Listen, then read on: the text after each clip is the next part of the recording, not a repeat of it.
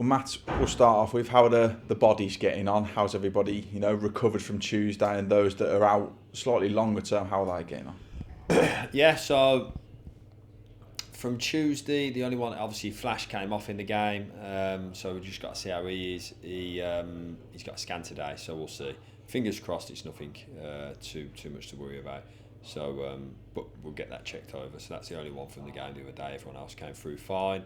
Apart from that, the longer ones, Donovan and Priestley both have their next scans today, which tells us if they then can kick on.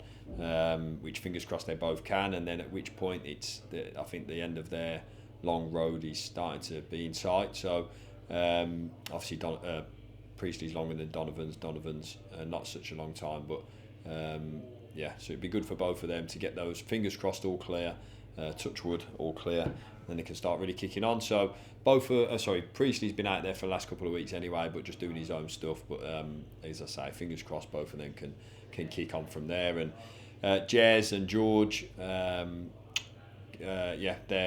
at the right stages of where they should be. So that's everyone. So good news on that. Fingers crossed good news on Josh, and fingers crossed good news on those two big lads to hopefully kick on from their next parts.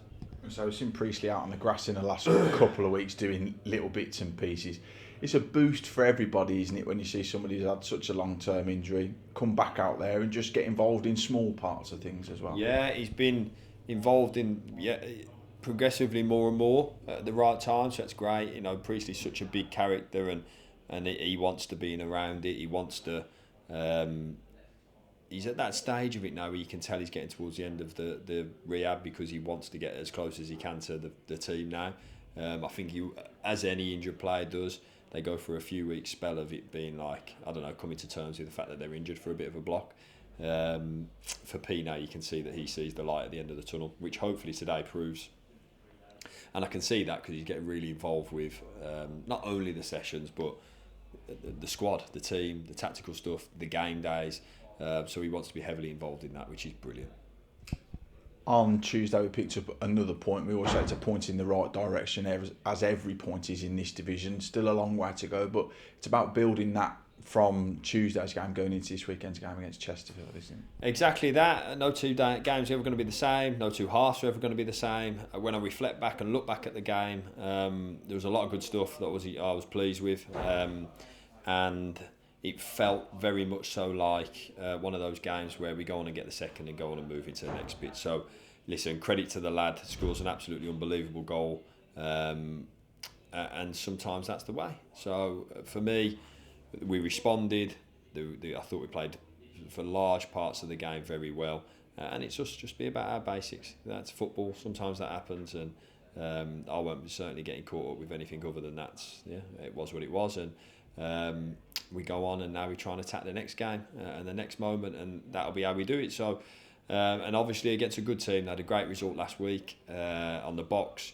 They haven't played since then, and they come into it with, I know what, obviously incredibly experienced manager, top bloke as well, and a very experienced team. They recruited really well in January, and as we see all the time, going to be another really tough League Two game. So, but one we're really looking forward to, and looking forward to the next home game. I thought support Tuesday night was brilliant.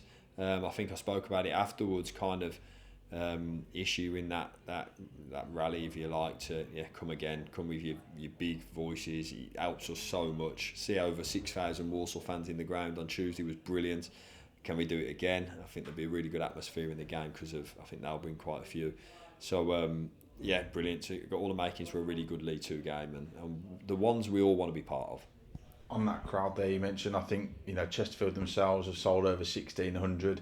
We're approaching 5,000 home fans, so we're already up towards 6,500. And these are the types of games that I suppose the lads are going to relish playing in front of a real bumper crowd at the best.